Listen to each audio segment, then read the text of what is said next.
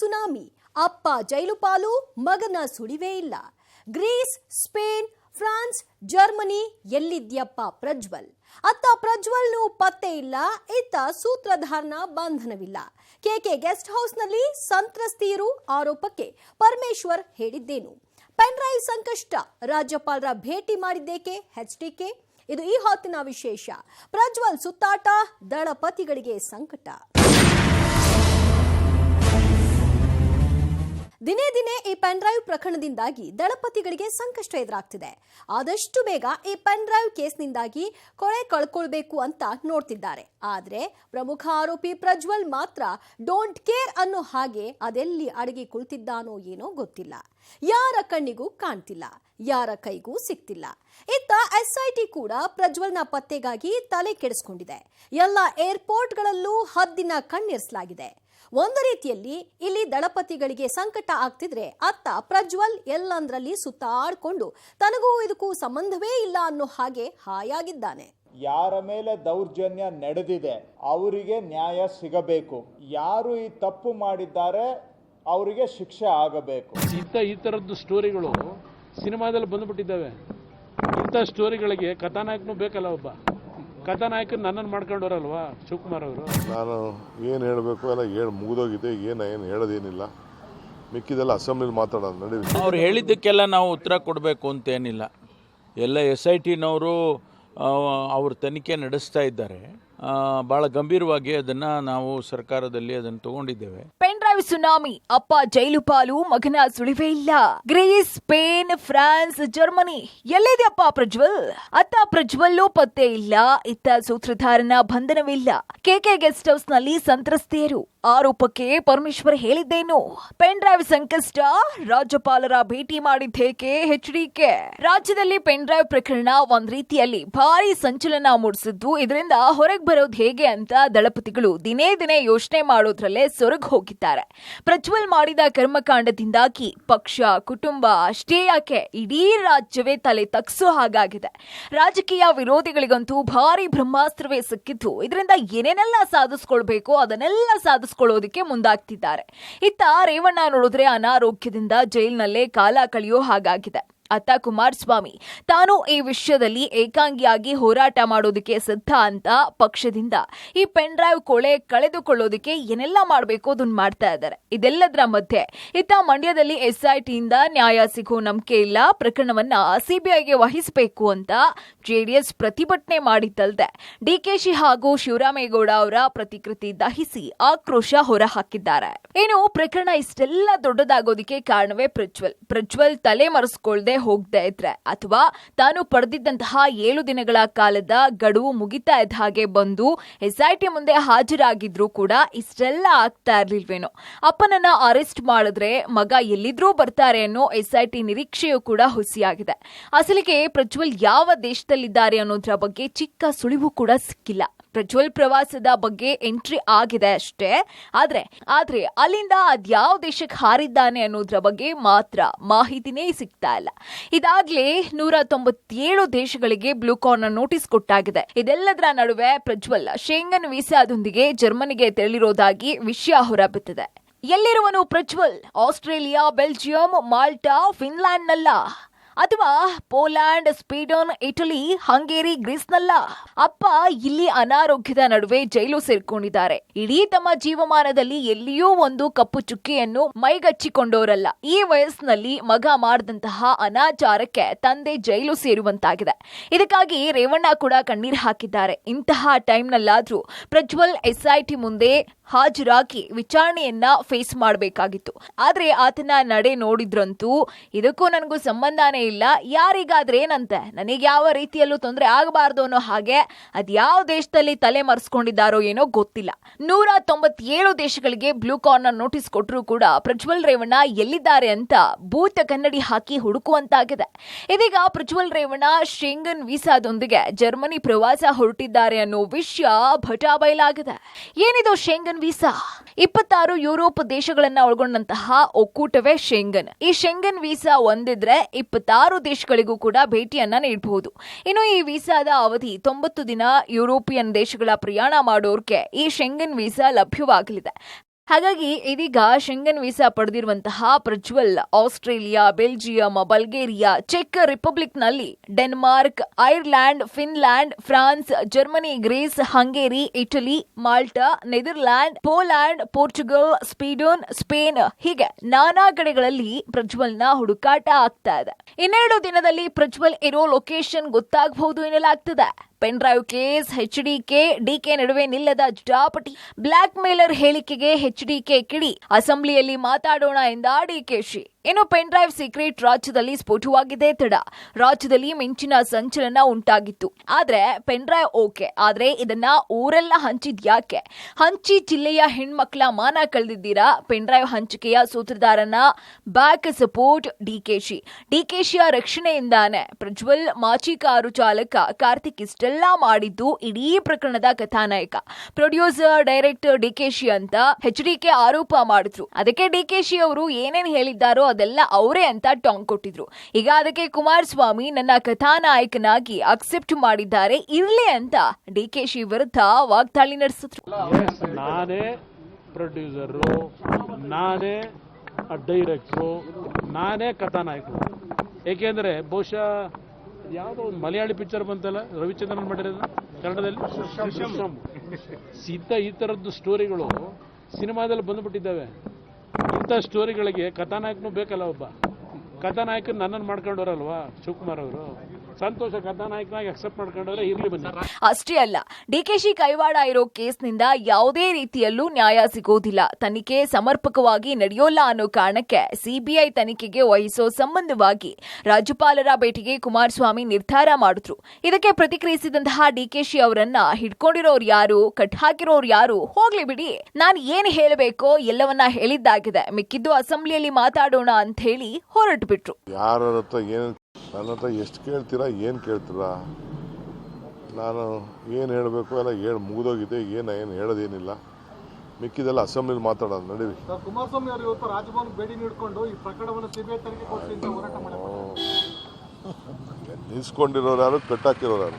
K K guest house ನಲ್ಲಿ ಸಂತ್ರಸ್ತರು ಆರೋಪಕ್ಕೆ ಹೇಳಿದ್ದೇನು ಗೃಹ ಸಚಿವರು. ಪೆನ್ ಡ್ರೈವ್ ಹಂಚಿಕೆ ಸೂತ್ರಧಾರನ ಬಂಧನಕ್ಕೆ ಬಲೆ ಬೀಸಿದ ಪೊಲೀಸರು. ಇನ್ನು ಕುಮಾರಸ್ವಾಮಿ ಪೆನ್ ಡ್ರೈವ್ ಕೇಸ್ಗೆ ಸಂಬಂಧಪಟ್ಟಂತೆ ಸರ್ಕಾರದ ವಿರುದ್ಧ ಕಳೆದೆರಡು ದಿನಗಳಿಂದ ಮೇಲಿಂದ ಮೇಲೆ ದೂರಿನ ಸುರಿಮಳೆ ಸುರಿಸ್ತಾನೆ ಇದ್ದಾರೆ. ಇದಕ್ಕೆಲ್ಲ ಕಾರಣನೇ ಡಿಕೆಶಿ ಅವರೇ ಕಥಾನಾಯಕ. ಅವರ ರಕ್ಷಣೆಯಿಂದಾನೇ ಪ್ರಜ್ವಲ್ನ ಮಾಜಿ ಕಾರಿನ ಚಾಲಕ ಪೆನ್ ಡ್ರೈವ್ ಗಳನ್ನ ಹಂಚಿಕೆ ಮಾಡಿದ್ದು.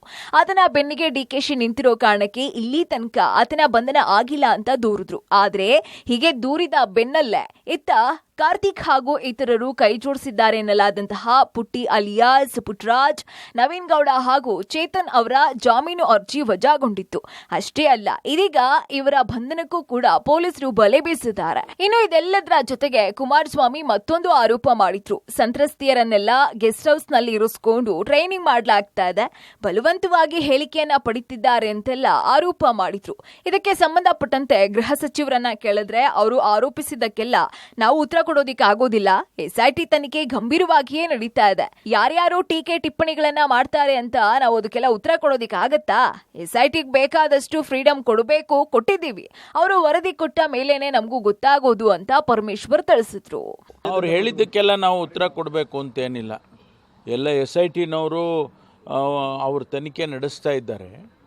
ಭಾಳ ಗಂಭೀರವಾಗಿ ಅದನ್ನು ನಾವು ಸರ್ಕಾರದಲ್ಲಿ ಅದನ್ನು ತಗೊಂಡಿದ್ದೇವೆ. ಹಾಗಾಗಿ ಅದು ಪ್ರತಿನಿತ್ಯನೂ ಕೂಡ ಏನು ನಡೆಯುತ್ತೆ ಅಂತ ಹೇಳಿ ನಾವು ಅಪ್ಡೇಟ್ ಮಾಡಿ, ನಮಗೆ ಗೊತ್ತಿರೋದಿಲ್ಲ, ನಾವು ವರದಿ ಬರೋವರೆಗೂ ನಮಗೂ ಗೊತ್ತಿರೋದಿಲ್ಲ. ಅನೇಕ ವಿಚಾರಗಳು ಅವರು ಪ್ರೋಸೆಸ್ನಲ್ಲಿ ಇರ್ತಾರೆ, ಅದನ್ನೆಲ್ಲವನ್ನು ನಾವು ಬ್ರೀಫ್ ಮಾಡೋಕ್ಕಾಗಲ್ಲ. ಅವರು ಟೀಕೆ ಟಿಪ್ಪಣಿಗಳು ಮಾಡ್ತಾ ಇರ್ತಾರೆ, ಅದಕ್ಕೆಲ್ಲ ಉತ್ತರ ಕೊಟ್ಕೊಂಡು ಕೂತ್ಕೊಳ್ಳೋಕ್ಕಾಗೋದಿಲ್ಲ. ಇಲ್ಲ ರೀ, ಹೇಳಿದ್ದೆ ಅಲ್ರಿ, ಅವ್ರಿವ್ರು ಹೇಳಿದ್ದಕ್ಕೆಲ್ಲ ನಾನು ಇಲ್ಲಿ ಉತ್ತರ ಕೊಡೋಕ್ಕಾಗುತ್ತಾ? ನಿಮಗೆ ನೋಡಿ, ನಾನು ಹೇಳ್ತೀನಿ, SIT ಭಾಳ ಗಂಭೀರವಾಗಿ ಇದನ್ನು ತನಿಖೆ ಮಾಡ್ತಿದ್ದಾರೆ. ಅವ್ರಿಗೆ ಬಿಡಬೇಕಲ್ಲ, ನಾವು ಅವ್ರಿಗೆ ಫ್ರೀಡಮ್ ಕೊಡಬೇಕಲ್ಲ. ಎಲ್ಲರೂ ಒಂದೊಂದು ಹೇಳಿಕೆ ಕೊಡ್ತಾ ಹೋದರೆ ಅದಕ್ಕೂ ಉತ್ತರ ಹೆಂಗೆ ಕೊಡೋಕ್ಕಾಗುತ್ತೆ? ಅವರೊಂದು ಹೇಳ್ತಾರೆ, ಇವರೊಂದು ಹೇಳ್ತಾನೆ ಇರ್ತಾರಪ್ಪ, ಅದಕ್ಕೆಲ್ಲ ಉತ್ತರ ಕೊಡೋಕ್ಕಾಗುತ್ತೆ? ಪೆನ್ ಡ್ರೈವ್ ಕೇಸ್ ರಾಜಭವನದ ಕದ ತಟ್ಟಿದ ದಳಪತಿ, ರಾಜ್ಯಪಾಲರ ಮಧ್ಯಪ್ರವೇಶಕ್ಕೆ ಆಗ್ರಹಿಸಿದ ಕುಮಾರಸ್ವಾಮಿ. ಇನ್ನು ಈ ಪ್ರಕರಣದಲ್ಲಿ ತಮಗೆ ನ್ಯಾಯ ಸಿಗೋಲ್ಲ ಅನ್ನೋದು ಕುಮಾರಸ್ವಾಮಿ ಅವರ ಅನುಮಾನ. ಇದಾಗ್ಲೇ ಎಸ್ಐಟಿ ಸರ್ಕಾರದ ಕೈಗೊಂಬೆ ಅಂತ ದೂರಿರುವಂತಹ ಕುಮಾರಸ್ವಾಮಿ ಇದನ್ನ ಈಗ ರಾಜಭವನದ ತನಕ ಕೂಡ ಕೊಂಡೊಯ್ದಿದ್ದಾರೆ. ಜೆಡಿಎಸ್ನ ಶಾಸಕರು ಹಾಗೂ ಮಾಜಿ ಶಾಸಕರೊಂದಿಗೆ ರಾಜ್ಯಪಾಲರಿಗೆ ದೂರು ಸಲ್ಲಿಸಿದ್ದಾರೆ. ಪೆನ್ಡ್ರೈವ್ ತನಿಖೆ ವಿಚಾರದಲ್ಲಿ ಪಾರದರ್ಶಕ ತನಿಖೆ ಆಗಬೇಕು, ಸರ್ಕಾರ ಅಧಿಕಾರವನ್ನ ದುರ್ಬಳಕೆ ಮಾಡಿಕೊಳ್ತಾ ಇದೆ, ಆರೋಪಿಗಳಿಗೆ ಸರ್ಕಾರದಿಂದ ರಾಜ ಮರ್ಯಾದೆ ಸಿಗ್ತಾ ಇದೆ, ಇದರ ಹಿಂದೆ ಸರ್ಕಾರದ ಪ್ರಭಾವಿ ನಾಯಕರ ಕೈವಾಡ ಇದೆ ಅಂತ ಆರೋಪಿಸಿದಂತಹ ಅವರು ಪೆನ್ಡ್ರೈವ್ ಕೇಸಿನ ಪ್ರಗತಿ ಹಾಗೂ ಅದರಲ್ಲಿನ ಲೋಪದೋಷಗಳನ್ನ ರಾಜ್ಯಪಾಲರ ಮುಂದೆ ಆರೋಹಿಸಿದ್ದಾರೆ. ಅಷ್ಟೇ ಅಲ್ಲ, ಈ ಪ್ರಕರಣದ ತನಿಖೆ ನಿಷ್ಪಕ್ಷಪಾತವಾಗಿ ನಡೀಬೇಕು ಅಂದ್ರೆ ರಾಜ್ಯಪಾಲರು ಮಧ್ಯಪ್ರವೇಶ ಮಾಡಿ ಈ ಪ್ರಕರಣವನ್ನ ಸಿಬಿಐಗೆ ವಹಿಸುವಂತೆ ಕೇಳ್ಕೊಂಡಿದ್ದಾರೆ. ಇನ್ನು ಸಿಬಿಐಗೆ ವಹಿಸಿದ್ರೆ ಮಾತ್ರ ತಮಗೆ ನ್ಯಾಯ ಸಿಗೋದು, ಪಾರದರ್ಶಕವಾಗಿ ತನಿಖೆ ಆಗೋದು ಅನ್ನೋದು ಕುಮಾರಸ್ವಾಮಿ ಅವರ ಇಂಗಿತ. ಸದ್ಯ ರಾಜ್ಯಪಾಲರು ಕೂಡ ಕುಮಾರಣ್ಣನ ಮನವಿ ಆಲಿಸಿದ್ದಾರೆ. ಆದ್ರೆ ಸದ್ಯಕ್ಕೆ ಎಸ್ಐಟಿ ತನಿಖೆ ನಡೀತಾ ಇರುವಾಗ ಸಿಬಿಐಗೆ ವಹಿಸೋ ಅಗತ್ಯ ಇಲ್ಲ ಅನ್ನುವುದು ಗೃಹ ಸಚಿವರ ವಾದ. ಇನ್ನು ವರದಿ ಬಂದ ಬಳಿಕ ಮುಂದಿನದನ್ನ ನೋಡೋಣ ಅಂತಾರೆ. ಅಲ್ಲಿಗೆ ಕುಮಾರಸ್ವಾಮಿಯ ಈ ಬೇಡಿಕೆ ಈಡೇರುತ್ತೋ ಏನೋ ಗೊತ್ತಿಲ್ಲ. ಅತ್ತ ಕುಮಾರಸ್ವಾಮಿ ಒಂದ್ ಕಡೆ ಹೋರಾಟ ನಡೆಸ್ತಾ ಇದ್ದಾರೆ, ಇತ್ತ ರೇವಣ್ಣ ಅವರು ಕೂಡ ತಮ್ಮದೇ ರೀತಿಯಲ್ಲಿ ಕಾನೂನು ಹೋರಾಟವನ್ನ ನಡೆಸ್ತಾ ಇದ್ದಾರೆ. ಇತ್ತ ಸಂತ್ರಸ್ತೆ ಪೊಲೀಸರ ಮುಂದೆ ಕಣ್ಣೀರ್ ಹಾಕಿದ್ದಾಳೆ. ಇಷ್ಟಕ್ಕೂ ಅಪಹರಣವಾಗಿದ್ದ ಮಹಿಳೆಯನ್ನ ತೋಟದಲ್ಲಿ ಇಟ್ಟಿದ್ದಾದ್ರೂ ಯಾಕೆ ಗೊತ್ತಾ? ಆಕೆಯೇ ಹೇಳಿದ್ರ ಕಥೆ ಏನು? ಇತ್ತ ರೇವಣ್ಣ ಕಥೆ ಏನಾಯ್ತು ಅನ್ನೋದನ್ನ ನೋಡೋಣ ಬನ್ನಿ. ಜೈಲಲ್ಲಿ ಮಾಜಿ ಸಚಿವ ರೇವಣ್ಣ ಈಗ ಕೈದಿ ನಂಬರ್ 4567. ಎಷ್ಟೇ ವಾದ ಮಾಡಿದ್ರೂ ಸಿಗದೆ ಹೋಯ್ತು ಜಾಮೀನು. ಗುರುವಾರ ರೇವಣ್ಣ ಜೈಲು ಪಾಲಾಗ್ತಾ ಇದ್ದ ಹಾಗೆ ಅವರಿಗೆ 4567 ಸಂಖ್ಯೆ ನೀಡಲಾಗಿತ್ತು. ವಿಐಪಿ ಸೆಲ್ನಲ್ಲಿ ಓರ್ವ ಸಿಬ್ಬಂದಿ ಜೊತೆ ಇರುವಂತಹ ರೇವಣ್ಣ ಈ ಎಲ್ಲಾ ಘಟನೆಗಳಿಂದಾಗಿ ಮೌನಕ್ಕೆ ಜಾರಿದ್ರು. ಇನ್ನು ಇತರೆ ಕೈದಿಗಳಂತೆ ಒಂದು ದಿನ ಕಾಲ ಕಳೆದಿದ್ದಾರೆ. ಅವರಿಗೆ ನೀಡುವಂತಹ ಊಟವನ್ನೇ ರೇವಣ್ಣ ಕೂಡ ಸೇವಿಸಿದ್ದಾರೆ. ಇನ್ನು ರೇವಣ್ಣಗೆ ಆರೋಗ್ಯ ಸಮಸ್ಯೆ ಕಾಡೋಕೆ ಶುರುವಾಗಿದೆ. ಸಣ್ಣದಾಗಿ ಹೃದಯ ಸಂಬಂಧಿ ಸಮಸ್ಯೆ ಜೊತೆಗೆ ಹರ್ನಿಯಾ ಹಾಗೂ ಗ್ಯಾಸ್ಟ್ರಿಕ್ ಸಮಸ್ಯೆ ಕಾಡ್ತಾ ಇದೆ. ಇದರ ಮಧ್ಯೆ ಅವರನ್ನ ನೋಡೋದಕ್ಕೆ ಹಾಸನದ ಹೊಳೆನರಸೀಪುರದ ಕಾರ್ಯಕರ್ತರು ಹಾಗೂ ಮುಖಂಡರು ಪರಪ್ಪನ ಅಗ್ರಹಾರದ ಜೈಲಿಗೆ ಭೇಟಿ ನೀಡಿ ರೇವಣ್ಣ ಅವರ ಕ್ಷೇಮ ವಿಚಾರಿಸಿದ್ರು. ಯಾವುದೋ ರಾಜಕೀಯ ದುರಂತ ಮಾಡಿದ್ರೆ ಹೊರತು ಅವ್ರು ಯಾವ ತಪ್ಪು ಮಾಡಿಲ್ಲ. ಖಂಡಿತ ಅವರು ಇವತ್ತು ಬೇಲ್ ಆಗುತ್ತೆ, ಬರ್ತಾರೆ, ಅವ್ರು ಜೈಸಲ್ಲಿ ಆಗ್ತಾರೆ ಸರ್. ಭಾರಿ ಕಷ್ಟ. ಅವ್ರಿಗೆ ಅಸಿಡಿಟಿ, ಶುಗರ್ ಜಾಸ್ತಿ ಇದೆ. ಡೈಲಿ ವಾಕಿಂಗ್ ಮಾಡಬೇಕು. ಅವರು ಪೂಜಾ ಕೈಕರ್ಯಗಳು ಜಾಸ್ತಿ ಮಾಡ್ತಿದ್ರು. ದೇವ್ರು ಬಿಟ್ಟರೆ ಬೇರೆ ಅವರು ಸಕ್ಕ ದೇವ್ರ ಮೇಲೆ ನಂಬಿಕೆ. ಸರ್ ಯಾರ ಮಾಡಿರೋದು ಅವ್ರು ಮಾಡಿರೋ ಇದಕ್ಕೆ ಕಾನೂನು ಪ್ರಕಾರ ಶಿಕ್ಷೆ ಆಗಲಿ. ಬಟ್ ಮಾಡ್ದಾರೆ ಅಂತ ತಪ್ಪಿಗೆ ರೇವಣ್ಣ ಸಾಹೇಬ್ರನ್ನ ಇವತ್ತು ಜೈಲಿಗೆ ಬರಂಗ್ ಮಾಡಿದ್ದಾರೆ. ಇದೆಲ್ಲದರ ನಡುವೆ ರೇವಣ್ಣ ಜಾಮೀನಿಗಾಗಿ ಕಾನೂನು ಹೋರಾಟ ನಡೆಸಿದ್ರು. ರೇವಣ್ಣ ಪರ ಸಿವಿ ನಾಗೇಶ್ ವಾದ ಮಂಡಿಸಿದ್ರು. ಈ ಪ್ರಕರಣವೇ ಬೋಗಸ್. ಮಹಿಳೆ ನಂಬಿಕೆಯಿಂದ ಹೋಗಿದ್ದಾಳೆ, ಒತ್ತಾಯದಿಂದ ಹೋಗಿಲ್ಲ, ಎಳ್ಕೊಂಡು ಹೋಗಿಲ್ಲ. ಇದೆಲ್ಲ ರಾಜಕೀಯ ಷಡ್ಯಂತ್ರ ಅಂತಿದ್ದ ಹಾಗೆ ಇತ್ತ ಎಸ್ಐಟಿ ಪರ ವಕೀಲೆ ಜೈನಾ ಕೊಠಾರಿ ಕೇವಲ ಪ್ರಕರಣ ಸಂಬಂಧವಾಗಿ ಮಾತನಾಡಿ ಅಂತ ಆಕ್ಷೇಪಿಸಿದ್ರು. ಬಳಿಕ ರೇವಣ್ಣ ಅವರು ಪ್ರಜ್ವಲ್ ಕೇಸ್ನ ಸಾಕ್ಷಿ ನಾಶಕ್ಕೆ ಮುಂದಾಗಿದ್ರು ಅಂತ ವಾದಿಸಿ ಇನ್ನೆಷ್ಟು ವಾದಕ್ಕೆ ಟೈಮ್ ಕೇಳಿದಂತಹ ಪರಿಣಾಮ ರೇವಣ್ಣ ಅವರ ಜಾಮೀನು ವಿಚಾರಣೆ ಸೋಮವಾರಕ್ಕೆ ಮುಂದೂಡಲಾಯಿತು. ಕಿಡ್ನಾಪ್ ಆದ ಮಹಿಳೆ ಪೊಲೀಸರಿಗೆ ಹೇಳಿದಂತ ಕಣ್ಣೀರ ಕಥೆ. ನನ್ನ ಅರೆಸ್ಟ್ ಮಾಡ್ತಾರೆ ಅಂತ ತೋಟದ ಬೇಲಿ ಹಾರದೆ ಎಂದಿದ್ಯಾಕೆ? ಕಿಡ್ನಾಪ್ ಆದ ಮಹಿಳೆ ಬಗ್ಗೆ ಇತ್ತ ಎಸ್ಐಟಿ ಮುಖಂಡರು ಬೇರೆಯದ್ದೇ ಕತೆ ಹೇಳ್ತಿದ್ದಾರೆ. ಆಕೆ ಸಂಬಂಧಿ ಮನೆಯಲ್ಲಿದ್ರು, ಅಲ್ಲಿಂದ ಕರ್ಕೊಂಡು ಹೋಗಿದ್ದಾರೆ ಅಂತ ಹೇಳ್ತಿದ್ದಾರೆ. ಆದ್ರೆ ಇಲ್ಲಿ ರಕ್ಷಣೆ ಮಾಡಲ್ಪಟ್ಟ ಮಹಿಳೆ ಬೇರೆಯದ್ದೇ ಕತೆ ಹೇಳ್ತಿದ್ದಾರೆ. ಅಷ್ಟಕ್ಕೂ ಆಕೆ ಪೊಲೀಸರ ಮುಂದೆ ಹೇಳಿದ್ದೇನು ಗೊತ್ತಾ? ಸಂತ್ರಸ್ತೆಯ ಕಣ್ಣೀರ ಕತೆ. ಪೊಲೀಸರು ಆಕೆಯನ್ನ ಅರೆಸ್ಟ್ ಮಾಡ್ತಾರೆ ಅಂತ ಹೇಳಿ ತೋಟದ ಮನೆಯಲ್ಲಿ ಇಟ್ಟಿದ್ರಂತೆ. ಆಕೆ ತೋಟದಲ್ಲಿ ಯಾರಿಗೂ ಗೊತ್ತಾಗದಂತೆ ಇದ್ಲಂತೆ. ಅವತ್ತು ಇದಕ್ಕಿದ್ದಂತೆ ಪೊಲೀಸ್ ವಾಹನ ಬಂದಿದ್ದು ಕಂಡು ತನ್ನನ್ನ ಅರೆಸ್ಟ್ ಮಾಡ್ತಾರೆ ಅನ್ನೋ ಭಯದಲ್ಲಿ ಅಲ್ಲಿಂದ ಓಡಿ ತೋಟದ ಬೇಲಿ ಹಾರಿ ಎಸ್ಕೇಪ್ ಆಗಿದ್ಲಂತೆ. ಇನ್ನು ಪೊಲೀಸರು ಆಕೆಯನ್ನ ರಕ್ಷಣೆ ಮಾಡೋದಿಕ್ಕೆ ಬಂದಿದ್ದಾರೆ ಅನ್ನೋದು ಆಕೆಗೆ ಗೊತ್ತಾಗ್ಲಿಲ್ವಂತೆ. ತನ್ನನ್ನೇ ಅರೆಸ್ಟ್ ಮಾಡೋದಿಕ್ಕೆ ಬಂದಿದ್ದಾರೆ ಅಂತ ಅಲ್ಲಿಂದ ತಪ್ಪಿಸ್ಕೊಂಡು ಬಂದಿದ್ರಂತೆ. ಇನ್ನು ತಪ್ಪಿಸ್ಕೊಂಡ ಬಳಿಕವಷ್ಟೇ ತನಗೆ ಅಸಲಿ ವಿಚಾರ ಏನು ಅನ್ನೋದು ಗೊತ್ತಾಯ್ತು ಎಂಬುದಾಗಿ ಸಂತ್ರಸ್ತ ಮಹಿಳೆ ಪೊಲೀಸರ ಮುಂದೆ ಹೇಳ್ಕೊಂಡಿದ್ದಾರೆ. ಇನ್ನು ಇದೆಲ್ಲದರ ಮಧ್ಯೆ ಪ್ರಜ್ವಲ್ ರೇವಣ್ಣರ ಪೆನ್ಡ್ರೈವ್ ಕೇಸ್ ವಿಚಾರಕ್ಕೆ ಸಂಬಂಧಪಟ್ಟಂತೆ ಸುಳ್ಳು ದೂರು ನೀಡುವಂತೆ ಸಂತ್ರಸ್ತೆಯರ ಮೇಲೆ ಒತ್ತಡ ಹೇರಲಾಗ್ತಾ ಇದೆ ಎಂಬ ಮಾತು ಕೂಡ ಕೇಳಿ ಬಂದಿದ್ದಂತೆ. ಇನ್ನು ಸಿವಿಲ್ ಡ್ರೆಸ್ನಲ್ಲಿ ಬಂದಿದ್ದಂತಹ 3 ಸಂತ್ರಸ್ತೆಯೊಬ್ಬರ ಮೇಲೆ ಪ್ರಜ್ವಲ್ ವಿರುದ್ಧ ದೂರು ನೀಡುವಂತೆ ಬೇರೆ ಬೇರೆ ನಂಬರ್ಗಳಿಂದ ಕಾಲ್ ಮಾಡಿ ಒತ್ತಡ ಹೇರ್ತಾ ಇರೋದಾಗಿ ಸಂತ್ರಸ್ತೆಯೇ ಹೇಳ್ಕೊಂಡಿರೋದಾಗಿ ರಾಷ್ಟ್ರೀಯ ಮಹಿಳಾ ಆಯೋಗ ಪತ್ರಿಕಾ ಪ್ರಕಟಣೆ ಮೂಲಕ ತಿಳಿಸಿದೆ. ಪ್ರಜ್ವಲ್ ಪೆನ್ ಡ್ರೈವ್ ಕೇಸ್ ವಿಚಾರವಾಗಿ ಒಕ್ಕಲಿಗರ ಕಾರ್ಡ್ ಪ್ಲೇ ಮುಂದುವರೆದಿದೆ. ಗುರುವಾರವೂ ಕೃಷ್ಣ ಬೈರೇಗೌಡ ಇದೇ ಪೆನ್ ಡ್ರೈವ್ ಕೇಸ್ ಹಿಡಿದು ವಾಚಾಮಗೋಚರವಾಗಿ ವಾಗ್ದಾಳಿ ನಡೆಸಿದ್ದಾರೆ. ಆರೋಪ ಪ್ರತ್ಯಾರೋಪಗಳ ನಡುವೆ ಮೂಲ ಪೆನ್ ಡ್ರೈವ್ ಕೇಸ್ ಎಲ್ಲಿ ಮರೆಯಾಗುತ್ತೋ ಏನೋ ಅನ್ನೋ ಆತಂಕ ಅವರಲ್ಲಿ ಕಾಡ್ತಿತ್ತು. ಪ್ರಪಂಚದ ಅತಿ ದೊಡ್ಡ ಲೈಂಗಿಕ ಪ್ರಕರಣ ಮತ್ತೆ ಪುನರುಚ್ಚರಿಸಿದ ಕೃಷ್ಣ ಬೈರೇಗೌಡ. ಕುಮಾರಸ್ವಾಮಿ, ದೇವರಾಜೇಗೌಡ ಅವರು ಭೇಟಿಯಾಗಿದ್ದಾರೆ. ಅದನ್ಯಾಕೆ ಮಾತನಾಡೋಲ್ಲ? ಉಪ್ಪು ತಿಂದವರು ನೀರು ಕುಡಿಬೇಕು, ವಿಷಯಾಂತರ ಆಗೋದ್ ಬೇಡ, ಸಚಿವರ ವಾಗ್ದಾಳಿ. ಇತ್ತ ಸರ್ಕಾರ ತನ್ನ ಮೇಲೆ ಬರ್ತಾ ಇರುವಂತಹ ಆರೋಪಗಳಿಗೆ ಕೌಂಟರ್ ಕೊಡೋದಕ್ಕೆ ಮುಂದಾಗಿದೆ. ಅದರಲ್ಲೂ ಒಕ್ಕಲಿಗ ಕಾರ್ಡ್ ಹಾಗೂ ತನಿಖೆಯ ಮೂಲಕ ಕುಮಾರಸ್ವಾಮಿ ಆರೋಪಗಳಿಗೆ ಉತ್ತರ ಕೊಡಬೇಕು ಅಂತ ನಿರ್ಧರಿಸಿದೆ. ಬುಧವಾರವಷ್ಟೇ ಒಕ್ಕಲಿಗ ಸಚಿವರೆಲ್ಲ ಡಿಕೆಶಿ ಮೇಲೆ ಬಂದ ಆರೋಪಗಳಿಗೆ ಟಾಂಗ್ ಕೊಟ್ಟು ಇಲ್ಲಿ ಒಕ್ಕಲಿಗ ಸಮುದಾಯವನ್ನ ಎಳೆದು ತರಬೇಡಿ, ಒಕ್ಕಲಿಗ ಅಂದ್ರೆ ನೀವಂದ್ರೆ ಒಕ್ಕಲಿಗ ಅಲ್ಲ ಅಂತ ಟಾಂಗ್ ಕೊಟ್ಟಿದ್ರು. ಇನ್ನು ಗುರುವಾರ ಕೂಡ ಕೃಷ್ಣ ಬೈರೇಗೌಡರು ಪೆನ್ ಡ್ರೈವ್ ವಿಚಾರವಾಗಿ ಮತ್ತೆ ವಾಗ್ದಾಳಿ ನಡೆಸಿ ದೇವರಾಜೇಗೌಡ ಹಾಗೂ ಕುಮಾರಸ್ವಾಮಿ ನಡುವೆ ಭೇಟಿ ಆಗಿದೆ ಅಲ್ವಾ, ಅವರಿಬ್ಬರ ಮಾತುಕತೆಯನ್ನ ಬಹಿರಂಗ ಪಡಿಸ್ಲಿ ಅಂತ ಸವಾಲ್ ಹಾಕಿದ್ರು. ಪ್ರಪಂಚದ ಅತಿ ದೊಡ್ಡ ಲೈಂಗಿಕ ದೌರ್ಜನ್ಯ ಪ್ರಕರಣ ಇದು. ಯಾರು ಅನ್ಯಾಯಕ್ಕೆ ಒಳಗಾಗಿದ್ದಾರೆ, ಯಾರ ಮೇಲೆ ದೌರ್ಜನ್ಯ ನಡೆದಿದೆ, ಅವರಿಗೆ ನ್ಯಾಯ ಸಿಗಬೇಕು. ಯಾರು ಈ ತಪ್ಪು ಮಾಡಿದ್ದಾರೆ ಅವರಿಗೆ ಶಿಕ್ಷೆ ಆಗಬೇಕು. ನನ್ನ ಗುರಿ ಅಷ್ಟೇನೆ. ಇದರಲ್ಲಿ ಯಾರ ಕುಟುಂಬದವರಾರು ಇರ್ಬೋದು, ನಾನು ಇರ್ಬೋದು, ನನ್ನ ಪಕ್ಷ ಇರ್ಬೋದು, ನನ್ನ ಸರ್ಕಾರ ಇರ್ಬೋದು, ಮಾಧ್ಯಮದವರು ಇರ್ಬೋದು, ಮತ್ತೊಬ್ಬರು ಇರ್ಬೋದು. ಇದರಲ್ಲಿ ವಿಷಯಾಂತರ ಆಗಬಾರದು. ಯಾರೇ ಆಗಿರಲಿ, ತಪ್ಪು ಮಾಡಿದವರಿಗೆ ಶಿಕ್ಷೆ ಆಗಬೇಕು. ಅದರ ಮೇಲೆ ನಮ್ಮ ಲಕ್ಷ್ಯ ಇರಬೇಕು, ಅದರ ಕಡೆಗೆ ನಮ್ಮ ಗುರಿ ಇರಬೇಕು. ಅದನ್ನು ಬಿಟ್ಟುಬಿಟ್ಟು ಇದರಲ್ಲಿ ರಾಜಕೀಯ ಬೆರೆಸೋದು ಸೂಕ್ತ ಅಲ್ಲ ಅನ್ನುವಂಥದ್ದು ನನ್ನ ನಿಲುವನ್ನು ನಾನು ರೀಟ್ರೇಟ್ ಮಾಡ್ತಾ ಇದ್ದೇನೆ.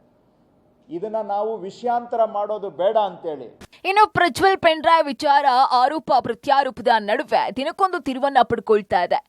ಇದರ ಮಧ್ಯೆ ಎಲ್ಲಿ ಈ ಪ್ರಕರಣ ಜೀವ ಕಳ್ಕೊಂಡು ಕೇವಲ ವಿಡಿಯೋ ಹಂಚಿದವರ ವಿರುದ್ಧ ಮಾತ್ರ ಕ್ರಮ ಜರುಗುತ್ತೋ ಅಷ್ಟೆಲ್ಲಾ ಘಟನೆಗಳಿಗೆ ಕಾರಣ ಆದವರು ಮಾತ್ರ ಸಮುದಾಯದ ಹೆಸರಲ್ಲಿ, ಮನೆತನದ ಹೆಸರಲ್ಲಿ ಎಲ್ಲಿ ಎಸ್ಕೇಪ್ ಆಗ್ತಾರೆ ಅನ್ನೋದು ಕೃಷ್ಣ ಬೈರೇಗೌಡರ ಆತಂಕ. ಆದ್ರೆ ಪ್ರಜ್ವಲ್ ಪತ್ತೆ ಆಗೋ ತನಕ ಹೀಗೆ ಈ ಕೇಸ್ ಜಟಾಪಟಿ ಮುಂದುವರಿಯುತ್ತೋ ಏನೋ ಗೊತ್ತಿಲ್ಲ.